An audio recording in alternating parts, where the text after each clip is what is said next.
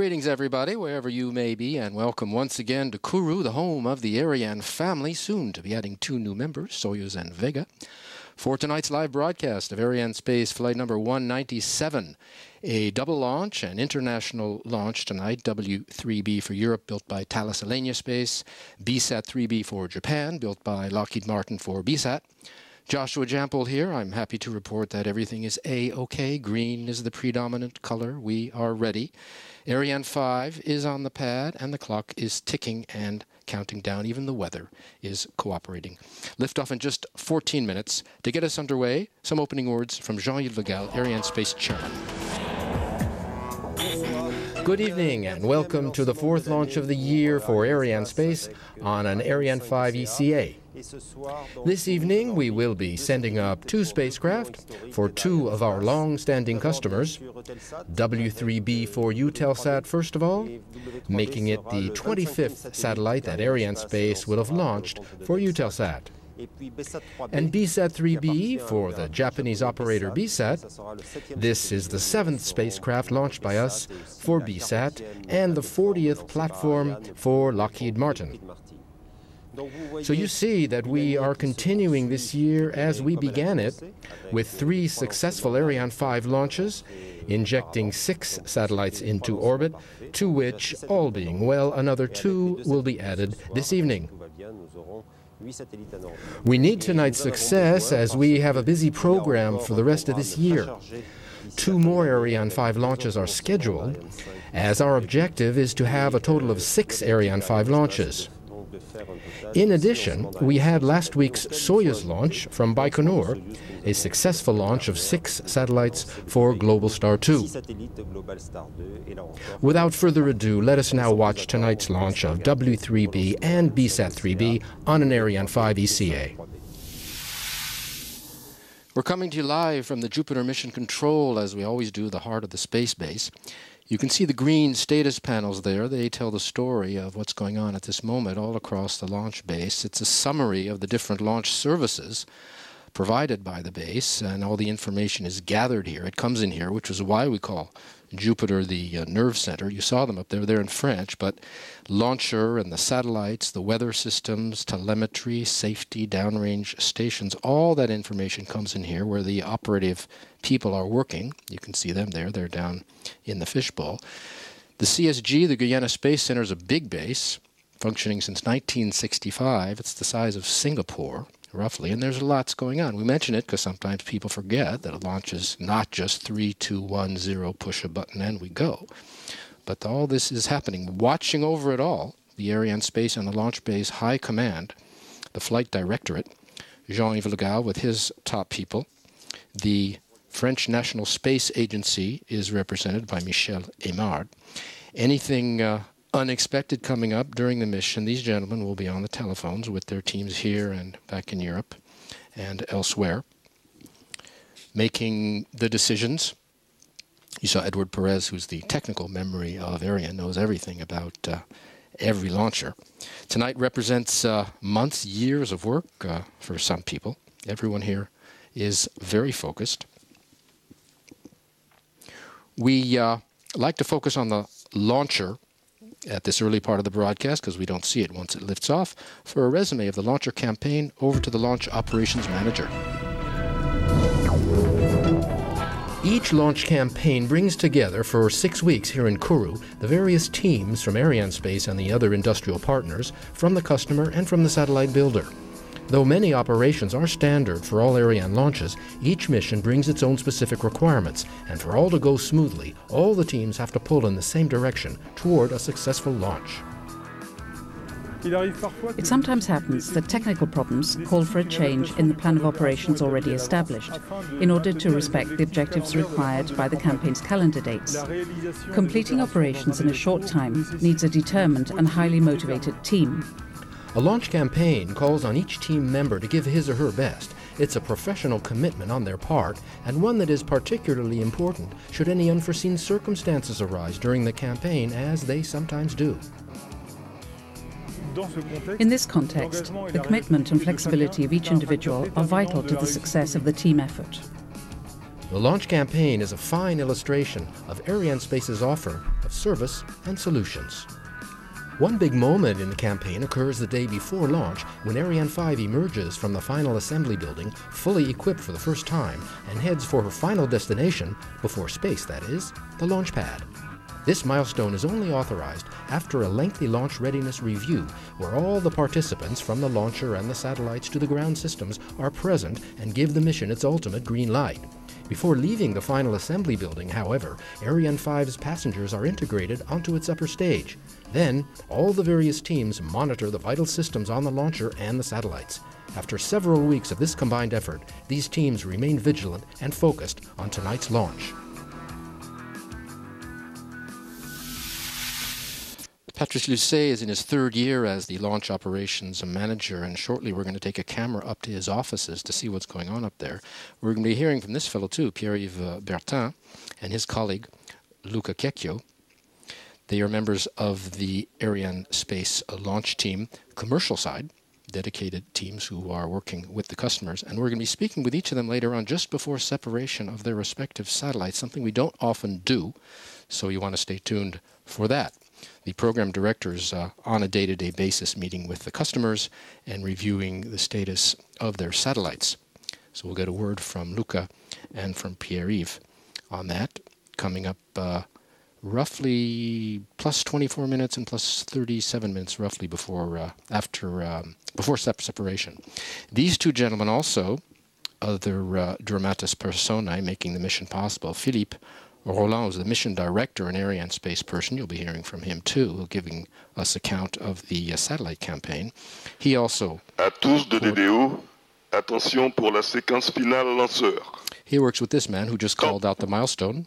H0-7 minutes. That's the range operations manager, and you're going to be hearing his voice. He's just called out one of the final milestones in the final moments of the final countdown, the synchronized sequence coming at -7 minutes. It is a complex series of operations which gradually allow the launcher to become autonomous. Power is passing from the ground systems onto our onboard computers. You see the green status panels again continue to tell the story. We are right where we should be. We're in this 7-minute period of strict controls and monitoring by two computers of the fluids and the electrical systems. And this takes place up in the launch management zone where we're going to go in just a moment with the camera. Computers checking out 1,001 things. It's a crowded schedule, leaves a margin, but it is a thin one. This is the launch management team where you saw Mr. Lucet just a moment ago. They're 13 kilometers closer to the launch pad than we are here in Jupiter. There are basically three teams up there. One is coordinating the launcher campaign and the countdown right now. There's a second team integrated among them which guarantees the flight readiness, signing off on the OK to fly, and the OK to transfer Ariane out of the final assembly building, which you saw in the film just a moment ago. There's a third team, which is a quality team, independent from those two. All these people up in the launch zone, making sure everything's ready. You need them all. They're about 200, because, as you can imagine, Ariane 5 is a very complex machine. A million things have to be working perfectly, and Arianespace will not give the order to launch unless they are. The satellite people now, these are the satellite mission directors. Each satellite has one. We'll be hearing from this gentleman a little later on. They're responsible for the chronology. They decide if their satellite is ready for launch. They follow the campaign and its preparation, meeting with their team, giving the OK for each stage of the satellite's preparation. Every Arianespace customer will have one. They're another important part of the launch base. And what is a launch base? Well, it's a place where the launcher and the payloads are prepared, launched, and monitored before and during the mission, don't forget. And this one, the Guyana Space Center, happens to be the world's only dedicated commercial space base. The launcher, if you're seeing it for the first time, stands 50 meters tall. You can see the two boosters on either side. They stand 31 meters. The launcher is in two parts. They call them composites. Two halves of the mission, really. The lower composite with the boosters and the central core stage. And then there's the upper stage, which will have one single engine burning and carrying the two satellites, of course, underneath the fairing, and the vehicle equipment bay where the computers are, and adapters and various other structures inside. So 2 composites, 2 parts of the launcher. We'll give you a description of each one as they come up. Jupiter Mission Control here is rather like an airport control tower. It's also in 2 parts. They're the invited guests and the VIPs on one side, and the operational people on the other, these people here inside the fishbowl. And here you have all the representatives of Arianespace and the European Space Agency and the French National Space Agency and the customers. And speaking of the customers, Luis Terrazas from BSAT, we'll be hearing from him also later on in the broadcast. We're using the most powerful version of the Ariane 5 tonight because we're lifting 8.2 tons. And Ariane, don't forget, is the only heavy lift launcher, only commercial launcher capable of lifting 2 big satellites. And the satellites at this moment inside the fairing, there are 2 of them. You can see the top passenger, W3B. That's the Eutelsat, weighs 5.3 tons. This is the heavier passenger tonight. The heavier passenger is often, not always, but often separated first, so it is in the top position. Beneath it, wrapped in its bell-shaped Silda structure, the carrying structure, which we'll describe a little later, is BSAT, the lighter bird with 2 tons. The satellites are placed in position in the final assembly building, which is one of the main facilities here. You saw that earlier.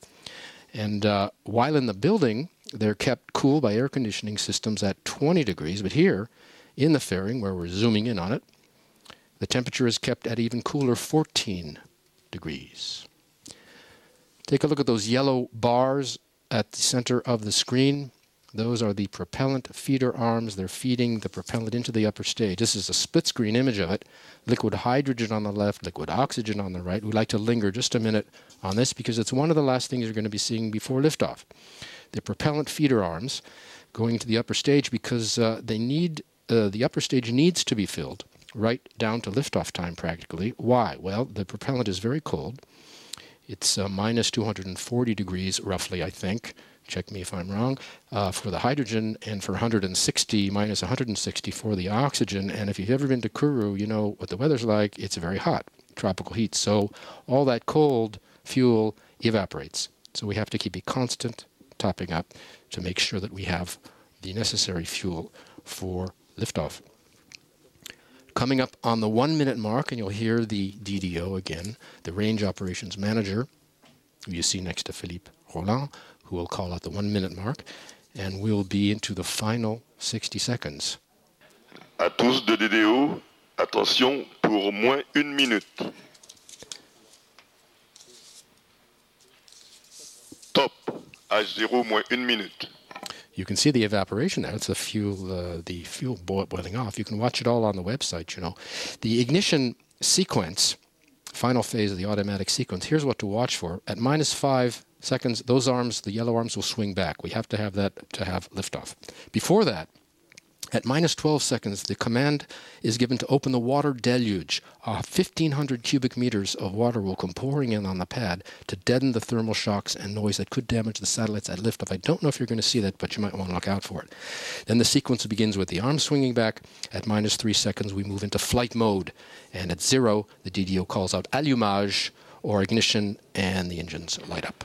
À tous de DDO, attention pour le décompte final. 10, 9, 8, 7, 6, 5, 4, 3, 2, 1, top. Allumage Vulcain.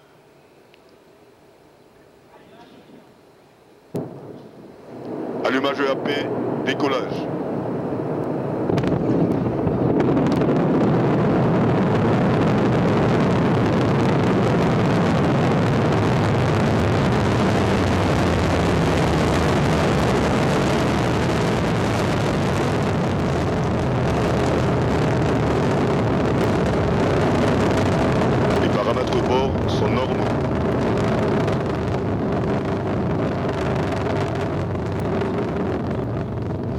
Everything on board is nominal as normal, says the DDO. At 18:51 local time, and right on time, Ariane began her mission. We're having better visibility than I thought we did. The weather's been clear all week, but we had a storm last night and cloudy today. But you can see Ariane rising up into the night sky over French Guiana. Fine shots by our cameraman, Olivier Clery, who's out on the balcony here. We have 7 cameras here, 5 in Jupiter, 2 on the site, always giving us fine shots. 775 tons of fuel are burning now at liftoff as Ariane is leaving the ground, burning 5 tons of fuel per second, 2.5 tons in each booster, and the core stage burning another 300 kilograms per second. That's roughly equivalent to a dozen Airbuses. She's now following the program in the onboard computer, which gives all the orders, including the stage separations, which we will soon begin to see. We're in the first of 4 flight 5. DDO says everything's fine. We're in the first of 4 flight phases. The first 3 are powered. The last is not. We'll describe each in turn and in detail so that you can follow Ariane as she heads across the Atlantic in about 20 minutes, and where she will separate the satellites once she has sailed over Africa. Right now we're in the first flight phase. That's the single core stage engine, and the 2 boosters are burning. The boosters will burn their 240 tons, just over 2 minutes each. There's another about 15 seconds left in that burn, and they're the first to be extinguished.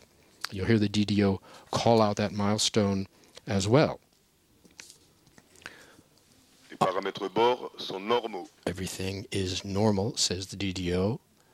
We should be approaching right on time. Separation of the boosters. This is give you an idea what it looks like. There's 2 of them. There's one that out of camera range on the left. They fall 500 kilometers from shore in a protected area. Not to worry, because before each launch, civil security teams come in and evacuate all areas lying under Ariane's flight path. The camera, by the way, is not on board tonight. It's from a launch of about 4 years ago, but the situation is the same. The systems are the same. Next up is the fairing jettison, coming in about 10 seconds. Take a look on the left of the screen. On the upper left, you have a cursor riding up the curve. I don't know if you can read that, SEPQUAF, that's separation of the fairing. That should come in about 2 seconds. Those are 2 trajectories. One is optimal. There's separation of the fairing. Again, right on time. There are actually 2 halves. One is out of camera range on the right. That's the fairing, which is the protective structure. We drop the fairing now because it's just more dead weight, a couple of tons. Its job is to protect the passengers in the Earth's atmosphere from friction and vibrations. And we're out of the atmosphere once we get over 100 kilometers roughly, so we don't need it. Fairing is built by Arianespace, stands 17 meters tall. And the way it's separated, it's interesting. There are 2 pyrotechnical cords, one vertical and one horizontal, which drops the fairing. We're now in the second flight phase. Remember the first flight phase, 2 boosters and 1 core stage. Now just 1 single engine burning. Back with more of the broadcast, but for right now, the latest news from Arianespace. On August 4th, Arianespace successfully orbited Nilesat-201 for Egypt and Rascom-CAF-1R for Africa. Both were built by Thales Alenia Space. It was Arianespace's 3rd mission of the year and the 38th straight success for the Ariane 5. From Baikonur on October 19th, Arianespace and Starsem successfully launched the first 6 satellites in the new Globalstar 2 constellation. Each weighed close to 700 kilos. The other 18 satellites that'll make up the fleet will be launched on 3 flights from Baikonur by Arianespace and Starsem next year.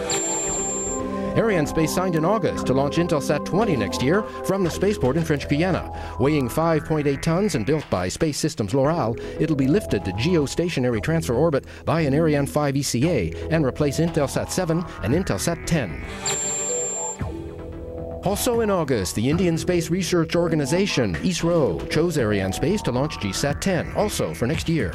It will be the 15th ISRO satellite launched by Ariane. In all, Arianespace has orbited 13 Indian satellites, with another in the order book.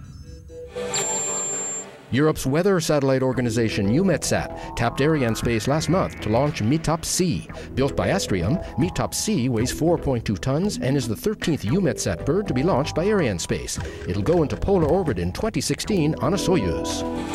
Also in September, Arianespace and the European Space Agency signed for the first Vega launch, and Arianespace and Vega's prime contractor, ELV, signed for delivery of 5 Vega launchers after the qualification flight. Arianespace starts operation of the new Vega system for small satellites next year. Meanwhile, the Soyuz site is nearing completion at Sinnemarie, 13 kilometers north of the Ariane 5 launch zone, with final work on the gantry. The 52-meter structure holds the Russian vehicle and is pulled back before liftoff to 80 meters. The new launch site will be operational beginning in April 2011. Arianespace met with all the European manufacturers in the Ariane 5 Soyuz and Vega programs October 11th at company headquarters near Paris. Participants reviewed last year's activities and defined objectives for next year, when the 3 launchers in the Ariane family will all be in operation in French Guiana. In Paris last month at World Satellite Business Week, Arianespace reported a healthy launch pace for 2010. 3 Ariane 5s have orbited 6 satellites, and 3 more flights are planned. Anne-Marie Idrac, French Secretary for External Commerce, spoke at Arianespace's annual dinner during that week. And early this month was Arianespace Japan Week. The nation is one of Arianespace's major partners. Arianespace has orbited 27 of Japan's commercial satellites, a partnership that goes back to 1989. Ariane 5 performing flawlessly. 3 minutes left in the first stage burn. Take a look at the lower left-hand part of the screen. The bottom 2 lines, you have our altitude, 207 kilometers up, and our speed, 4 kilometers per second. You heard a description of the launcher campaign earlier. Now take a look at the satellite campaign with Philippe Roland. Each satellite follows a campaign to prepare it for liftoff.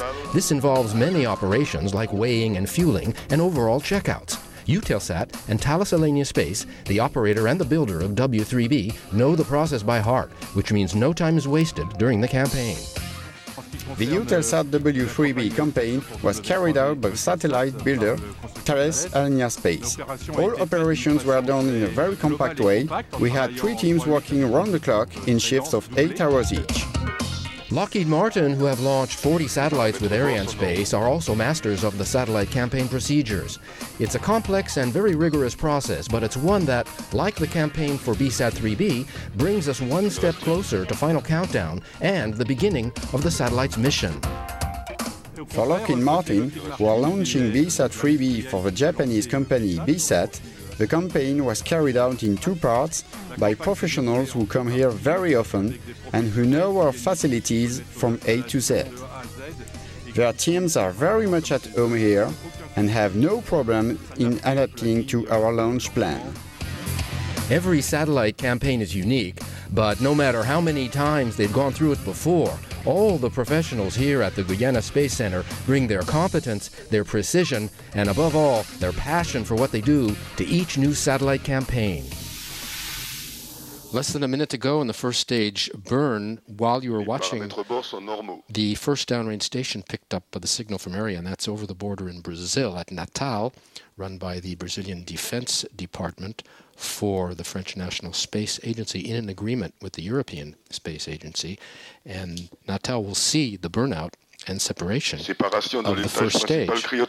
And there it is, right on time. We'll go back up to our camera on board.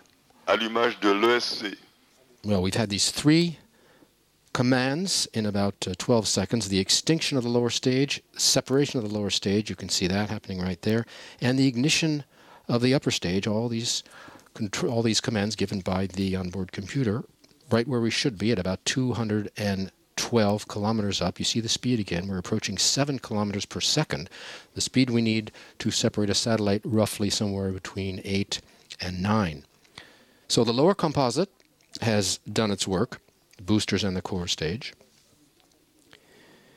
You can see on the left the exposed WB3 satellite, because the fairing is gone. Under that, the black bell-shaped structure, and under the black bell-shaped structure called the Silda is our second passenger. The white band on the left is the vehicle equipment bay housing all the computers, and at the very far left, there's a wider shot of it, is the single engine burning. Coming up on the first series of films on the satellites, we can focus on them now and their builders. We start with W3B. Offering effective launch service and solutions means mobilizing one's professional talents in order to meet the customer's needs. For W3B, the calendar was particularly tight. A very short campaign needed 3 teams who worked round the clock. Things change from one campaign to another. The people change, and even with any given builder or operator, one campaign is never like the one before. For W3B, Eutelsat called Arianespace in a very short time before the launch date. The cycle of mission reviews was carried out rather quickly to finally conclude at the launch date 9 months after the signing of the contract, which is exceptional. And the results were more than satisfactory, which is not surprising when one remembers that Arianespace and Eutelsat go back a long way together and know each other well. Their first partnership dates back to Flight 6 on an Ariane 1 in 1983 with the launch of ECS-1, a telecommunications satellite. For 25 years, 70% of the Eutelsat fleet has been launched by Arianespace. This represents 1 launch per year. W3B is a new challenge for Eutelsat. Its mission is to grow our capacities at the orbital position at 16 degrees east. W3B will replace 3 satellites and cover Europe, Asia, the Middle East and Africa. We are in the 3rd flight phase, the last powered flight phase, as we mentioned. This is the upper stage burning for roughly 16 minutes, carrying 12 tons of liquid oxygen and 2.6 tons of liquid hydrogen. Pushes Ariane across the Atlantic to where she'll be in a position to separate the 2 satellites, bringing extra energy to the mission from the lower stage. La trajectoire est normale. Les paramètres bord sont normaux. Everything normal on board, he says. But apart from this propulsion role, the upper stage has a second job to do, and we'll be describing that in about 15 minutes. It concerns the ballistics phase in between satellite separation. But for now, over to Reinhard Cesnak, chairman of Thales Alenia Space, builders of W3B.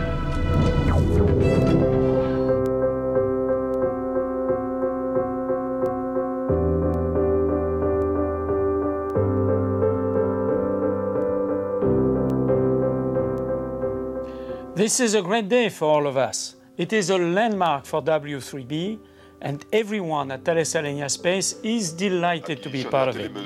Eutelsat is a forward-thinking company, and we are proud to partner with you on such an important satellite. W3B is about to join the most powerful part of the fleet at 16 degrees east, delivering a Ka and Ku band mission. Based on an innovative design, it will also comply with 7 degree, 10 degree, or 36 degree east orbital positions. This gives it the highest ever multi-mission flexibility. W3B is the 18th satellite we have built for Eutelsat. W3C and W6A will follow. Our teams have developed close bonds, and we are dedicated to our long-term relationship. This has been a great campaign. Congratulations to everyone involved, and we wish Eutelsat and your customers all the very best. Good luck for W3B, and thanks to everybody. While you were watching, Mr. Cesnak, we were picked up by our second downrange tracking station, Ascension Island, tiny little island in the South Atlantic, 10 square kilometers, belongs to the UK, the United Kingdom. NASA had a station there until 1989, and they closed it, and then the European Space Agency decided to build its own. The station now run by a private English firm. The 3D images that you're seeing are, of course, computer-generated, but the geography that Ariane is flying over is in real time, so you can recognize some of the land and water masses. For more on Eutelsat, we spoke with Michel de Rosen, their company's chief executive. Today's launch of our W3B satellite marks a further step forward in Eutelsat's far-reaching expansion program. It is the first of 7 satellites that will join our fleet by early 2013 to drive the continuing growth of our activity. And another example of Eutelsat's objective to renew and expand resources at a long-standing orbital position that reaches out to some of the most dynamic markets of the satellite business. W3B's future home at 16 degrees east is today the most attractive neighborhood for digital TV in Central Europe and Indian Ocean islands. Why do we believe this? Because over 350 channels are already broadcasting to 11 million homes from this position. With this satellite, our pledge to clients is to deliver a new resource with expanded capacity and performance for Central Europe. But we want to do more. We are committed, whenever we can, to growing the business potential at all orbital positions. And 16 degrees east is no exception.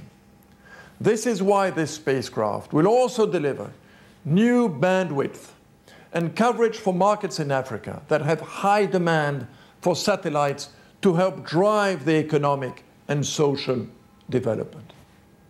The W3B story marks a significant leap forward for 16 degrees east, as well as a further landmark in a program of expansion that equips us to capture new opportunities in video, telecom, and broadband markets.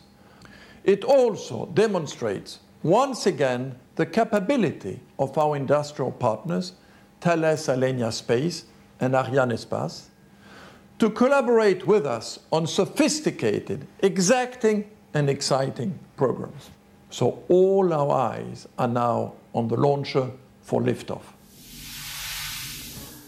7 minutes left in the upper stage burn. All is well with Ariane. Maybe you've noticed during the film portions of the broadcast, you can keep track of the mission in real time by the 3D animation that's just above the speed and altitude figures on the left in the blue band. One interesting note, I bet you didn't know, all the systems we've been talking about on the launcher, energy systems, propellant, batteries, they all have a use-by date. If they're not used by those limits, they're thrown out. Similar system on airplanes, the same as in your car and on the yogurt in your refrigerator. Turning to BSAT-3b now, we have an interview coming up with Luca Checchio of Arianespace and Luis Terrazas. BSAT-3b is built by Lockheed Martin, a longtime partner and friend of Arianespace. Lockheed Martin bring invaluable experience in spacecraft design and manufacture. The two companies have signed many launch contracts over the years, but always looking forward to the magical moment of liftoff. A launch contract is a continuous process from the signature of the contract until the launch itself. All phases of the process are necessary and important, but clearly the most exciting event is the launch itself, for it is the final result of the hard work that has been provided by the teams. Together, Arianespace and Lockheed Martin have helped move the global space industries forward. Lockheed Martin, with over 50 years' experience and 900 satellites to its credit, continues to innovate for its clients, building on this legacy. Lockheed Martin has consistently invested in the design and development of new technologies to ensure that we provide our customers with the most reliable and cost-effective solution to their requirements. BSAT-3b is the second Lockheed Martin A2100 spacecraft constructed for the BSAT Corporation. It will deliver high-definition direct broadcast throughout Japan. And we've been picked up by our next downrange tracking station. That's in Libreville. It's on the west coast of Africa, in Gabon. Libreville receives the telemetry for 10 to 15 minutes. She will see the upper stage burnout, which is coming up in about 5 minutes. Until Ariane 3, the last downrange tracking station we had was in the Ivory Coast. But for Ariane 4, we needed a new station farther east. So we set up one here in Libreville, which is just under the equator. It opened in 1986, 30 kilometers from the capital of Gabon. You're watching the Arianespace flight number 197, W3B, and BSAT-3b. BSAT-3b will serve Japan. Take a look now at this film on the BSAT Corporation. Broadcasting satellites are controlled from the ground at the main control center in Kawaguchi City, Saitama, and from the backup control station in Kimitsu City, Chiba.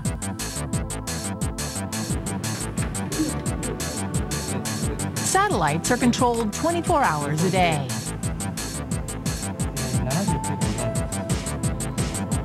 To maintain stable reception of airwaves, operators control the satellites and their orbital positions through continuous observation.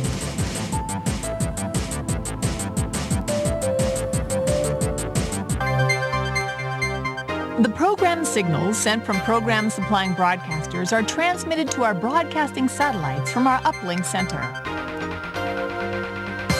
The uplink centers are located in Shibuya, Tokyo, and Shobumachi in Saitama Prefecture, 50 kilometers from Shibuya.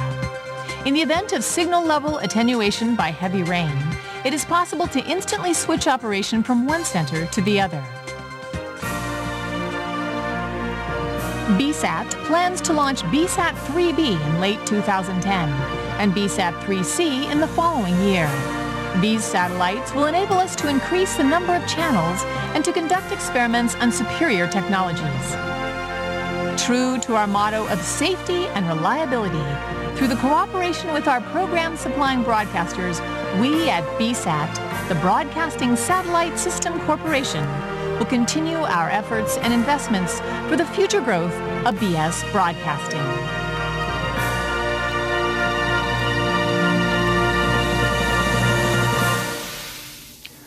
Are you watching the numbers on the bottom? You see our kilometers per second. We're approaching 9 kilometers per second. We're right in the neighborhood of the speed we need to separate the satellites. W3B due to come up in about 7 minutes, and about 9 minutes after that, we will have BSAT. Turning to BSAT, the partnership between the BSAT people and Arianespace goes back to 1997 when we launched the first BSAT-1A. That was Flight 95 in April 1997. BSAT-1B went up exactly 1 year later, in April of 1998. Both of those from the first generation weighing just over a ton. Compare that with tonight's, which is 2 tons, so you see how they've grown. The series of the 2A, B, and C were launched in 2001 and 2003, weighing roughly the same as the first generation, and then 3A went up in August of 2007. A word from Joseph Rickers now, chairman of Lockheed Martin. Hello, I'm Joseph Rickers, president of Commercial Space Systems. I'm extremely proud to be here with you for the launch of the BSAT-3b spacecraft. And I want to give a special thank you to the BSAT-3b customer who has entrusted us with this very important mission success event. BSAT-3b will be the 37th commercial A2100 spacecraft delivered to our customers around the world. All successfully launched A2100 spacecraft continue to achieve their missions. The outstanding achievement is due to the commitment and dedication and skills of the Lockheed Martin team. Our customers have come to recognize Lockheed Martin for superior technical capabilities and customer support. Lockheed Martin has achieved an unmatched track record through 5 decades of excellence in space. I'm confident that the dedication and efforts of everyone supporting this launch will achieve our ultimate objective, mission success for our customer. In conclusion, I would like to say, go Ariane 5, go A2100, and go BSAT-3b. Final word on the BSAT situation. BSAT-3c, we are told, is under construction by Lockheed Martin and will be launched by Ariane. While you were watching Mr. Rickers, we were picked up by Malindi. That's our final tracking station in Kenya. There are actually 2 stations here. Like Ariane 4 needed a new station, so did Ariane 5. So we opened a 5th station for Ariane 5's second launch. It receives Ariane 5 data the longest for about 3 hours after liftoff. Malindi was also the site, you might recall, of the San Marco launch pad. That's the Italian project that functioned between 1964 and 1988, and which is one of the forerunners of the Vega program coming to Kourou. Malindi will see the upper stage burnout and the satellite separations, and we're waiting for the confirmation of the upper stage burnout, which should be coming momentarily. You hear the DDO call out that command. Extinction de l'état supérieur cryotechnique sur commande de guidage. And there we are, right on time. So we are now in a coasting phase.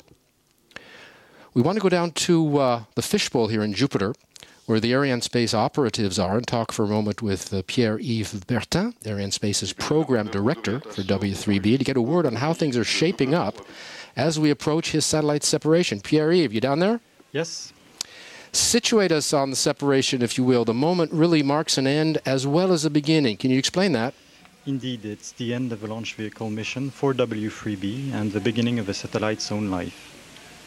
Well, before explaining how W3B is separated, can you maybe give us an idea of how it's attached to the upper stage? A satellite is basically a cylinder of diameter 1.2 meter. It is attached on an adapter using a clamp which encircles the cylinder and keeps the satellite in place on the adapter. Okay, very clear. Can you take a look ahead then and explain to us briefly exactly how separation will occur? What happens? What triggers it? Separation is triggered by the clamp, which is cut at one point and becomes loose. This frees the satellite from the adapter and releases 8 springs which push the satellite forward. When the satellite moves away from the composite, 2 switches are activated, signaling separation. The information is transmitted to the ground, and it's this information that we will be getting in a few minutes for W3B. Okay, well, watch out for that. Thank you very much. Over now to Raphael Moussalian for a word on what happens after separation. After separation, our site at Rambouillet will take over, with our engineers and Thales's support.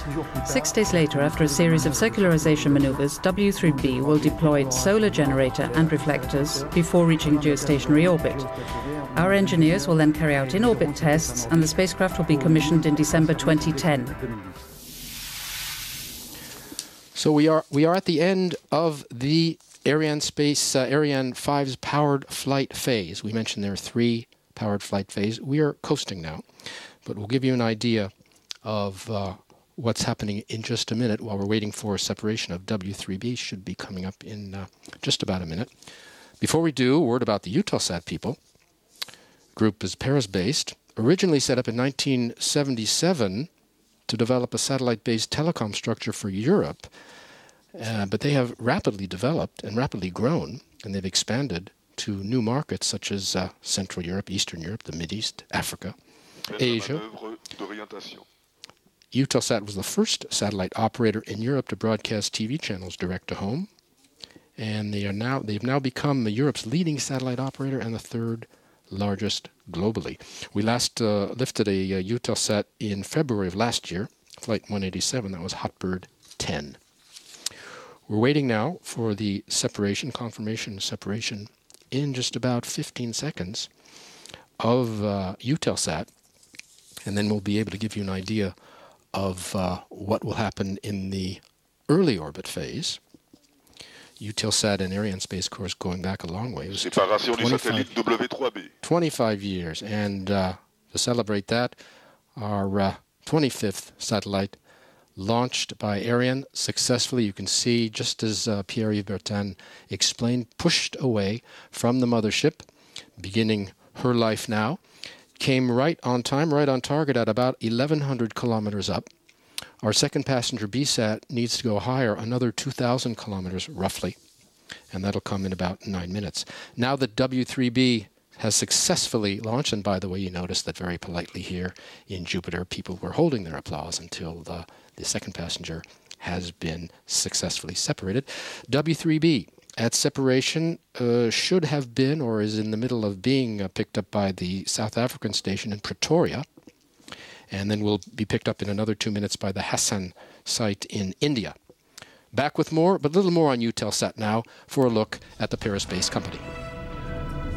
Eutelsat's latest satellite, W3B, will deliver new or additional resources for broadcasting, telecommunications and broadband services. Based on the Thales Arianespace 4000 platform, W3B will renew and expand capacity at 16 degrees east, a leading position for broadcast markets in Central and Eastern Europe and islands in the Indian Ocean. 16 degrees east is one of our most long-standing orbital locations, as satellites have been in service here continuously since 1988. It has now developed into one of the company's largest video locations, with more than 400 channels broadcast to an audience of over 11 million households. The high-performance W3B satellite will have 4 main coverage zones. A high-power Ku-band coverage of Europe, with a beam centred over Central Europe, particularly optimised for DTH reception in this region. An extensive coverage across Europe, including North Africa, the Middle East and Central Asia, via a Ku-band beam optimised for professional video links and data networks. Ku-band coverage of Sub-Saharan Africa and Indian Ocean islands for regional telecommunications and internet services. Interconnection with Europe will also be possible with this African coverage through a combination of Ka-band frequencies in Europe and Ku-band frequencies in Africa. And a high-power beam over Madagascar and the Indian Ocean Islands for DTH applications. W3B will be eventually replaced by W3C at 16 degrees east and will be relocated to 7 degrees east with the W3A satellite.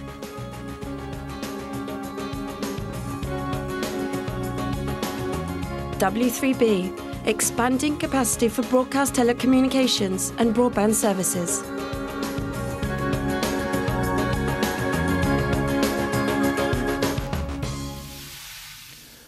We promised we'd talk about the ballistics phase in between satellite separation because a lot is happening. But we have just a minute, and I want to see if we can get the quiz question and see if anybody at Arianespace or Lockheed Martin, BSAT, Eutelsat, or Thales Alenia can get this.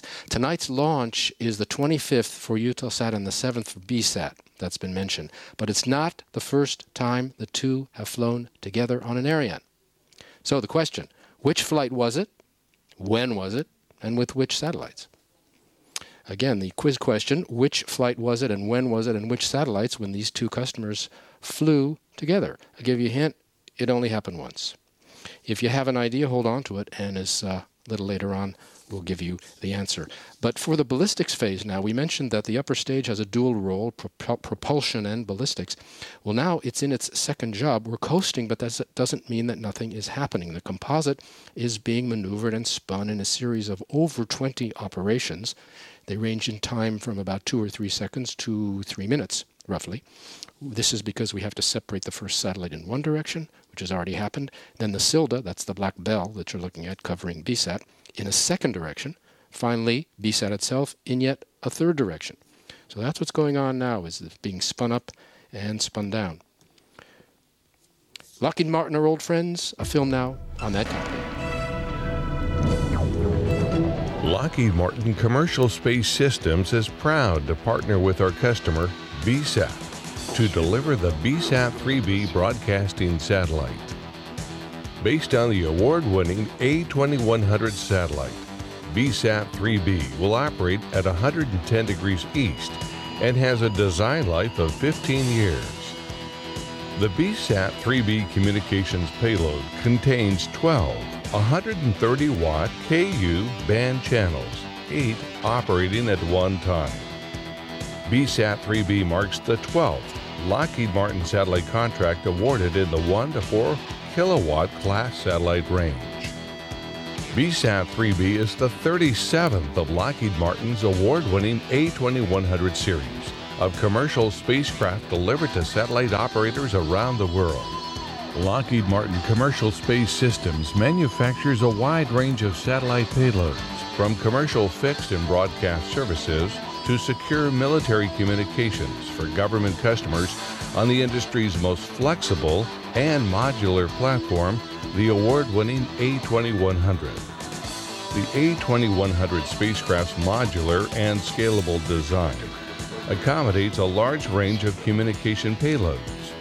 Its designed-in modularity enables the A2100 spacecraft to also support medium Earth orbit navigation missions and geostationary Earth orbit-based Earth-observing missions. Lockheed Martin provides the best overall value for our customers' investments in satellite communication systems and support services. Throughout our half-century track record of excellence in space, our customers have come to recognize us for superior technical capabilities, design and engineering, manufacturing, operations, support, and problem solving.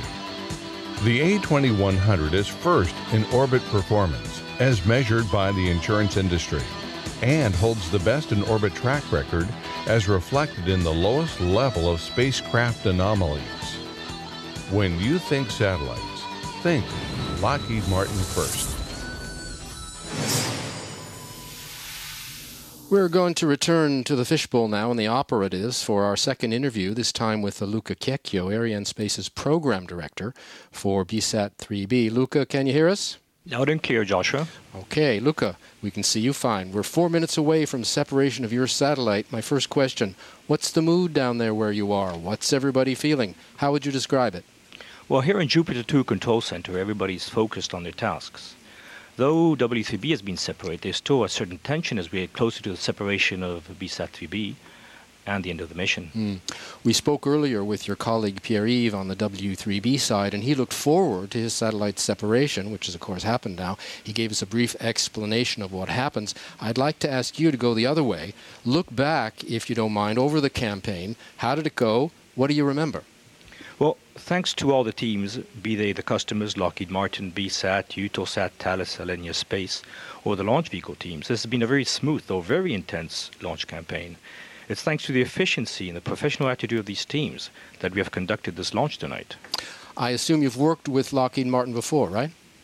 As a matter of fact, it's the first time I've worked with them, and I'm impressed by their efficiency in running the program, from the preparation of the launch mission to the launch campaign itself here in Kourou. When's your next campaign, Luca? Well, I'm a program director for one of the customers on the next launch. All right, we'll see you in November then. See you later then. All right, the busy Luca Kekio, many thanks. Séparation du système de lancement double Ariane. We've just had right on time the separation of the Silda. You can see how that happens. Again, the same system pushing away from the mothership, the black bell-shaped structure, leaving exposed now BSAT-3b. There's 6 versions of the Silda. They range from roughly just under 5 meters tall to 6.5 meters tall. Roughly, we're using the biggest one tonight. Lets us deliver our second passenger. For our final film, a short one, we return to Luis Terrazza on BSAT-3b. Maneuvers will be performed to place the satellite in its desired orbital location, and then a series of functional tests will be performed over the next few weeks to ensure the satellite's working properly. And then we plan to formally hand over the spacecraft to BSAT in early December. You remember we left the pad with 775 tons. Well, we were down after the boosters. We lost 600 tons after the boosters. And before we separated the two satellites and the vehicle equipment bay and the various adapters were down to 26 tons. You're watching Arianespace 197 and there's the successful separation of our second passenger, BSAT-3b. You can hear the applause now, which was so politely held beforehand. BSAT-3b now beginning life, along with W3B, which was injected toward her final orbit about 11 minutes ago. Now that BSAT-3b is up, see she's making her way there, away from the mothership, beginning life soon. What will happen in about, actually 11 minutes ago, she should have picked up her first signal from the Urala station in Australia. There will be 4 apogee motor firings on the 2nd, 3rd, 5th, and 6th days. In a week, on the 7th day, 3 things happen: final Earth acquisition, solar array deployment, and reflector deployment. So that's the early orbit phase for BSAT. You can see the handshakes and the smiles all around. The 4th launch of the year for Ariane, the 53rd Ariane 5, and the 197th in all. Again, a big success, as Ariane 5 has once again delivered 2 new satellites beginning their life. Here's a replay for you of those very exciting moments half hour ago.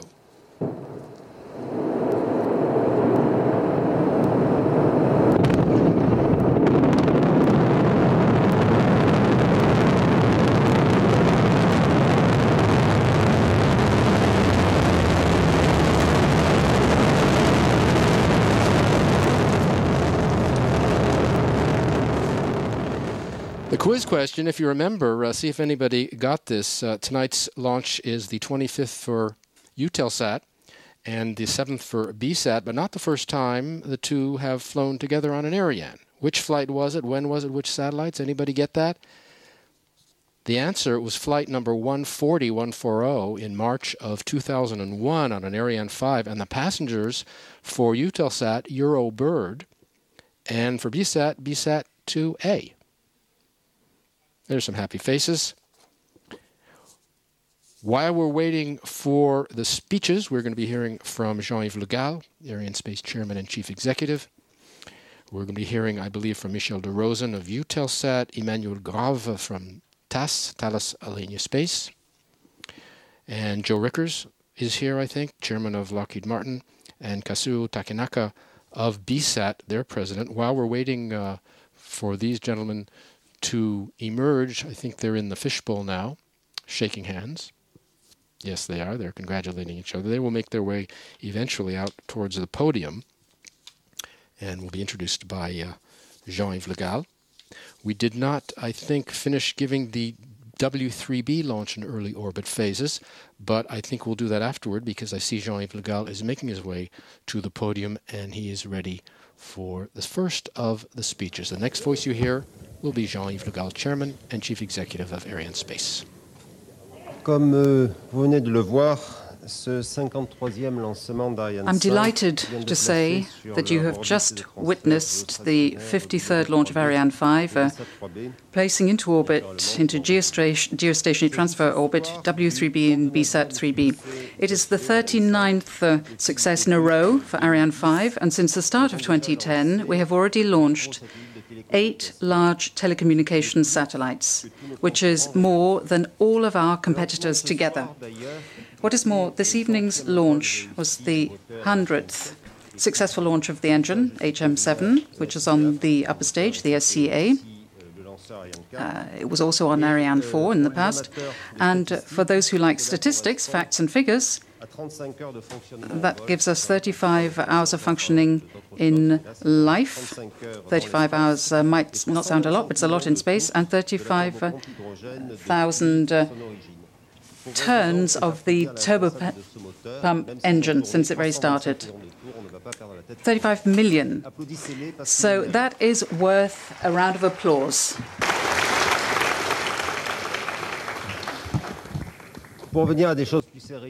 Now, to move on to more serious things, I can tell you that we had a further launch last week with Soyuz from Baikonur, working with our StarSem colleagues. We put into orbit 6 satellites for a constellation, and that goes to show how relevant, effective, and available our family of launches is.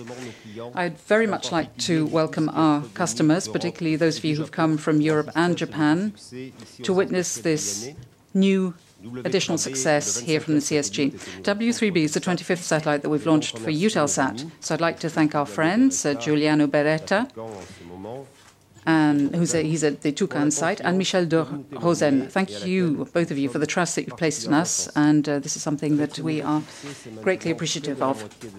So with this new success, it's now more than half of the entire fleet of Eutelsat spacecraft that have gone into space thanks to Arianespace, which goes to show that we do indeed enjoy a very special relationship with Eutelsat. What is more, the contract for the W3 launch was signed under 9 months ago, and that goes to show how keen we were and committed we were to find the right solutions for our friends.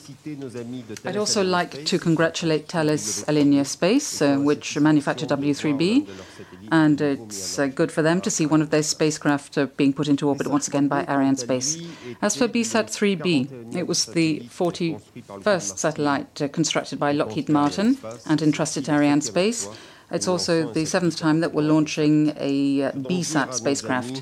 So I would like to say to Joe Rickers and Kazuo Takenaka, our friends, how greatly we appreciate the trust that they have once again shown in us. And Mr. Naga's with us as well. I'd like to welcome him. Japan is indeed one of the major partners of our company. Out of a total of 36 Japanese satellites, we have signed contracts for the launch of 27 of them, and for several years now we can say that we have cornered 100% of the Japanese market, which is really quite significant. Whenever we go to Japan, we come back with a contract.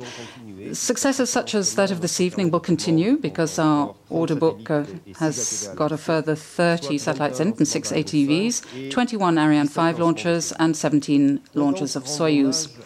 I would very much like to pay tribute to all of those who've contributed to this remarkable success. First of all, the member states of the European Space Agency and the executive of the European Space Agency. I'd like to thank them for the support they provide the launcher sector and for their reactivity. I really think we can say that. Tremendous reactivity when it comes to implementing the accompanying programs that go with the Ariane production. Without them, I can tell you that launches such as that of this evening would be far harder. I'd also like to thank all of our industrial partners who produce the launcher. They deploy tremendous efforts to guarantee the quality of the equipment produced and make sure that the launchers are indeed in keeping with the customer's expectations. We have the teams of the CNES in mainland France and here at the CSG. We have the operational team here from Arianespace, and I'd like to acknowledge their competence, their commitment, and their professionalism. All of this goes to confirming the punctuality and the success of the launches. So we're already well into the year, so this fourth launch comes rather late, but it's not over yet because we've got another 2 launches before the end of the year. At this stage, though, I'd like to give the floor to our customers. For W3B, Mr. Michel de Rosen for Eutelsat and Emmanuel Grave for Thales Alenia Space, and for BSAT-3b, Joe Rickers for Lockheed Martin and Kazuo Takenaka for BSAT. Thank you.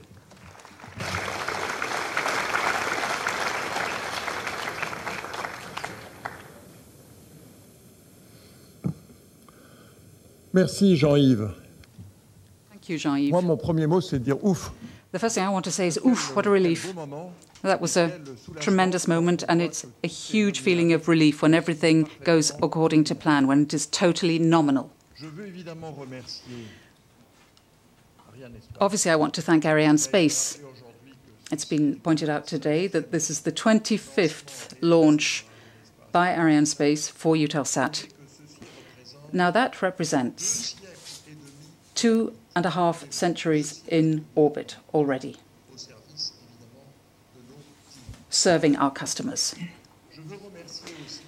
I also want to thank Thales Alenia Space. It's the 18th spacecraft constructed by Thales Alenia Space for Eutelsat, and it is a magnificent, flexible and complicated spacecraft that will provide tremendous service to the customers once again. Jean-Yves, Arianespace's mission for this spacecraft has now come to an end, and Eutelsat's mission begins. I'm thinking about my colleagues in Rambouillet, who have got 11 days and 11 nights work ahead of them to make sure that the spacecraft ends up in the right position. But I know that they will do at least as well as Arianespace. That's very important for them. It's part of their culture because they are highly professional. And they also know that that's what the customers expect. We have customers for the satellite from the North Pole to the South Pole. And thanks to that spacecraft, they will have access to TV services and also to broadband. So I want to say also thank you to those customers for having placed their trust in us once again. And lastly, I'd like to invite you all to join us at the Hôtel des Roches in Kourou. It is certainly something worth celebrating. Thank you, Jean-Yves.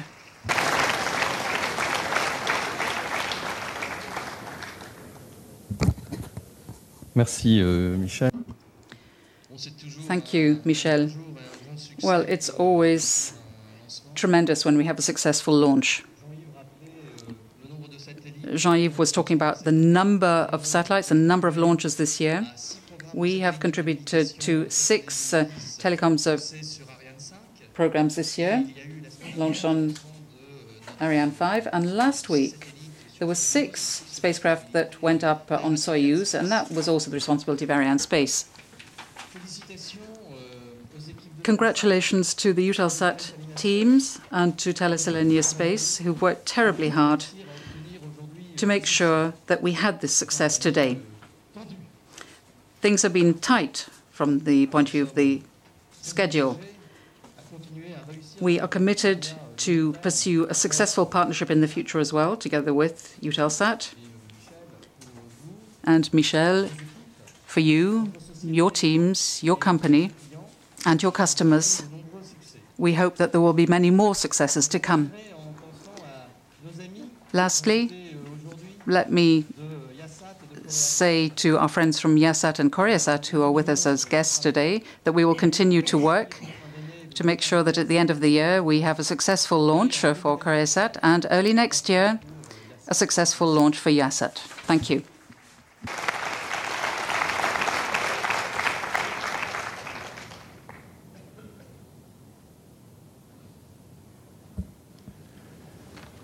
I want to give a warm welcome to all those in person and abroad.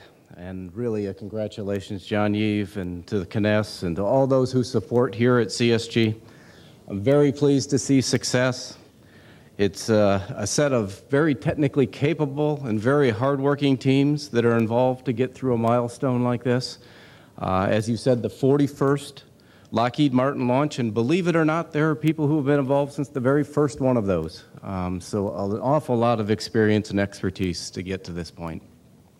Every one of the launches, you get that knot in your stomach, and you worry a little bit, and then as you see the successful deployment of the satellite, it all becomes a little bit easier, and you can reflect back on how difficult it is in this industry, and what a job it takes by many people. I want to thank our BSAT customer and their partner NHK who are here with us today. It's been a pleasure, and we'll continue to be here as we go forward. I want to thank the Lockheed Martin team, many of them at various locations around the world, many of them here with us. We have a term at Lockheed Martin, we call it operational excellence, and it's not just about getting there, it's about how you get there. And I look at this launch campaign and what's happened here with all the teams, and it was all about how we got there. We all came together, and we all made it successful here, and so that's a great feeling. Now looking forward, we have 4 burns in our orbit raising that'll take us through the next Tuesday. We'll do our deployments on the spacecraft. We'll do our in-orbit testing. And in early December, we'll hand over to the BSAT customer. A very compressed schedule, but a very doable schedule. And I think with the expertise we've shown, we'll have no problem doing that. We look forward to many more successful milestones here with BSAT and BSAT-3b. Our job is to see it through its life on orbit, and we plan to do that. I want to invite Mr. Takanaka to come up now, and he can give us his say a few words on the launch. Thank you, Ken.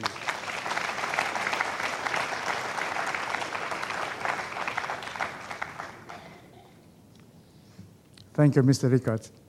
At first, I'd like to extend my congratulations to the ladies and gentlemen from Eutelsat and Thales Arianespace. I'm also enjoying a great moment of relief as we have witnessed the successful launch of our BSAT-3b satellite on board Arianespace rocket, which makes the 7th satellite we operate. Let us extend my wholehearted appreciation to Mr. Lugaro and all the members of Arianespace who must have worked so hard to achieve this mission. Thank you very much. In our home country, Japan, we are serving for more than 90 million HDTV units in use. And this BSAT-3b will play a vital role to providing satellite broadcasting services for millions of Japanese public for many years to come. I'm very happy to such people at home to celebrate the success of the rocket launch today. I also like to take this opportunity to extend my deep appreciation to Mr. Rickards and all the members of the team Lockheed Martin who worked for this project. I'm looking forward to receiving the satellite in perfect condition soon. At last, but not the least, let me extend my great appreciation to everyone who has gathered in this room to share the exciting moment, success. Thank you very much et merci beaucoup.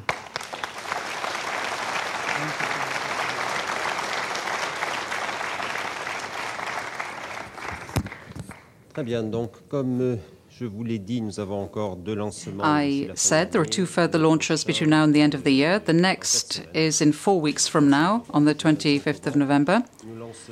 We will be launching Intelsat 17 for Intelsat and HILAS 1 for the UK operator Avanti.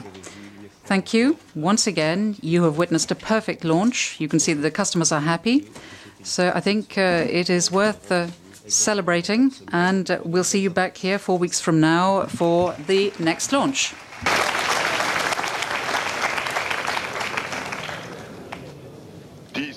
Over these images of the launch replay, we will say our goodbye because that'll do it for us from Kourou, where the big news is Ariane 5 is once again delivered. 2 new satellites beginning their lives as Ariane has 39 straight successes now. Next February, Ariane's 200th launch, historic one, that's the ATV, the Automated Transfer Vehicle for the International Space Station. The ATV is already here. But before that, as Jean-Yves Le Gall said, next launch is next month. You won't want to miss it. We'll be here. We hope you will be. Until then, Joshua Jampel, on behalf of everybody here at the Space Center, saying thank you for being with us. We hope you enjoyed it, and we look forward to being with you next time. Goodbye, everybody. Les paramètres bord sont normaux.